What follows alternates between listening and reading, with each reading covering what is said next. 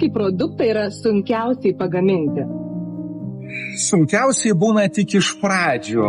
Tas pradinis etapas, kad tu dar nežinai, vieną uogą, taip fermentuojasi, brandinasi, kita visiškai kitaip, kol tu perpranti tą, taip sakant, mechanizmą.